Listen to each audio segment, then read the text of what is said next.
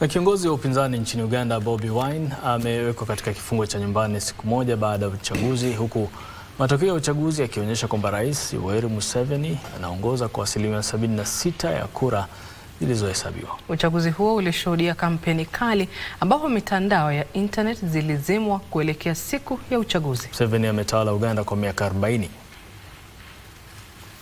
Karibu nusu ya vituo vya kupigia kura hadi sasa vimewasilisha matokeo yao, huku Rais Museveni ambaye ametawala kwa muda mrefu akionekana kushinda muhula wake wa 7 madarakani. Kulingana na tume ya uchaguzi ya Uganda, Rais Museveni anaongoza kwa asilimia 75 ya kura zilizohesabiwa, ikimpa uongozi dhidi ya wapinzani 7 anaomenyana nao katika uchaguzi huo. Mpinzani wake wa karibu Robert Kyagulanyi almaarufu Bobi Wine amepata asilimia 20.71 za kura zilizohesabiwa, huku wapinzani waliosalia wakipata asilimia 4 kwa pamoja. Kyagulanyi Sentamu Robert 1,414,619, constituting 20.71% of the total votes cast.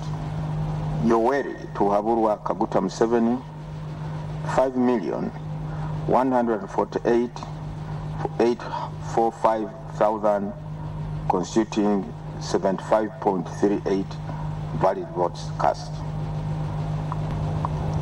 The total votes altogether valid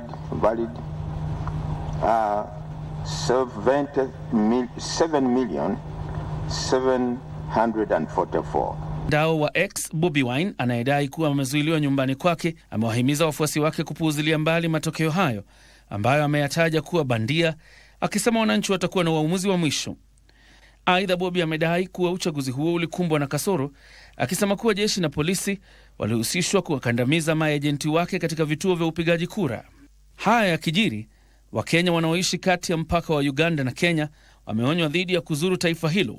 Kamishna wa kaunti ya Busia Stephen Orinde anasema kuwa uchukuzi nchini Uganda umeathirika, lakini amewahakikishia wakazi wa Busia usalama wao kabla ya tangazo la matokeo linalotarajiwa. Wakati Tanzania walikuwa wanafanya uchaguzi, tulipoteza maisha ya Wakenya pande ile. Tunaomba Mungu kitu kama hiyo sifanyike tena, lakini sasa vitu kama hiyo ndio inafanya tunatoa tahadhari ya kwamba wacha wananchi wa avoid kuingia huko mpaka wamalizane na hiyo shughuli. Madereva wa malori wa masafa marefu kwa sasa wameelezea kukerwa kwao na serikali ya Uganda kufuatia kusimamishwa kwa mitandao ya internet, wakidai kwamba mawasiliano yameathirika sana. Jamu ndio iko kubwa juu watu wakenda manyumbani kwenda kupiga kura na kuwa na vikwazo mingi kwa barabara. Kuna roadblocks mingi sana. Kwa laini pale tunachukuanga kama umekaa sana ni 3 hours. Lakini leo nimekaa kutoka jana saa 12 jioni hadi sasa hivi. John Jacob Kuria, Darubini.